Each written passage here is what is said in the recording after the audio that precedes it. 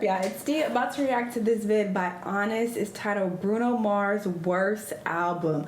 I just reacted to this album. It is up on my Patreon right now. Check it out if you're interested in my thoughts. I wanted to give Bruno an honest chance and see what this new album would be like. And my Patreon is to explore new music and to give, new music a chance. Even music that I might be a bit apprehensive about. It's to give me the opportunity to do that over there. So yeah, I just wanted to check it out, so I reacted to it. But I want to hear what Honest has to say based on the title. He's not a fan, but I want to know why. So let's see why. Oh, he's taking it back. For most of his career, Bruno Mars has been pop's golden boy. Steady commercial success, no career-threatening scandals, and an image that is safe enough to be adored by everyone. You can liken him to Adele in that way. Their stand-ups might not be as rapid as many of the fandoms that are prominent online, but their appeal is that their music and image is broad enough to appeal to everyone. They aren't boundary-pushing. They are traditional. And they have the natural talent to drive it home without... I don't think that's a fair comparison. I don't think that's fair at all to Adele. No shade, but anyway. Leading up to his fourth studio album, The Romantic, Bruno Mars did somewhat of a prequel to the album that gave no real indication of what direction he would be going in. And he did it alongside three vastly different female artists. He of course released Die With A Smile alongside Lady Gaga, a 70s-inspired ballad that was received well by audiences. APT alongside Rosé was something more upbeat and power pop influenced and felt like a huge cultural moment. His collaboration with Sexy Red titled Fat, Juicy and Wet is where his winning streak came to an end. It was negatively received by audiences and easily forgotten. It sees Bruno try his hand at some Kendrick-styled hypersexual hip-hop. The problem is not so much that it is a vulgar song. Bruno Mars is no stranger to sexual themes. It's more that it is just not a good song.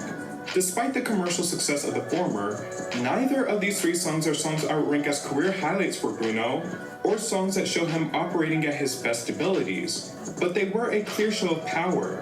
He can do an upbeat song, he can do a ballad, and he can get two smashes simultaneously, which isn't dissimilar to the playing field of his entire career. Bruno Mars has proven to be a master of bops and ballads. He has also been vocal about his influences of soul and R&B. More than anything, he couldn't deny it if he tried. There's obvious influence of Michael Jackson, Prince, Bobby Brown, and Motown in his music, which has led to widespread criticism of Bruno Mars feeling a bit too pastiche. Think a Vegas tribute act. After all, he did get his start by being an Elvis impersonator. Perhaps the act of impersonation was never dropped, and he just took on oh my god, it's so cute. Perhaps the act of... Oh, this is funny. Somebody told me this on my Patreon, but I had no image. This is funny. The nation was never dropped, and he just took on different muses. Oh, it's so cute. Something shifted in Bruno's career with the release of Uptown Funk. He adopted an image that was deeply referential to 80s funk and soul, and you can see this shown in his 2016 album, 24 Karat Magic, which is arguably his best album. The Silk Sonic project, alongside Anderson .Paak, seemed to continue this lineage and exploration of funk and soul, while taking on more direct inspiration from the 60s and 70s instead. Bruno Mars' lack of originality is not really a problem when you're as talented as him, but for the first time in his career, the heart and passion in his music seems to have run dry. For the better part of his career, Bruno Mars has been the proto-wedding singer for this generation. From songs like Marry You, Just the Way You Are, Treasure, to the addition of songs like Die With A Smile, he's the poster boy for an agreeable wedding song. Even when people like Ed Sheeran and John Legend tipped his scales for wedding songs, Bruno always came out on top. His fourth album, The Romantic, his first album in a decade, sees him fully embracing the wedding singer shtick, with a soulless calculation that just doesn't deliver this time around. Lead single I Just Might sounds like the type of disco-tinged pop tailor-made for a Target commercial, and the hook brings upon thoughts of the Lazy song. The album mostly falls in the vein of Silk Sonic soul-inspired music, but it simply lacks the sophistication, energy, and, well, pulse of that template. If you told me that these were songs that didn't make the Silk Sonic project, I'd believe you. And I would say they didn't make the cut for a reason. Cha Cha Cha recalls the OJ's Backstabbers and has a juvenile interpolation. I said it! Didn't I say it? Was this the one that I said? I'm pretty sure. I fucking said it. I fucking said it. And that feels out of place. Risk It All keeps up with this fusion of Latin music and soul, Why You Wanna Sorry, Fight? that was to my patrons. So I got excited because I knew I heard that. It sounds like a rewrite and mashup of Die With a Smile and Leave the Door Open. All My Soul is probably the best song on the album by a country mile. It offers a much needed dose of energy. It sounds like a song perfectly crafted for Bruno's canon.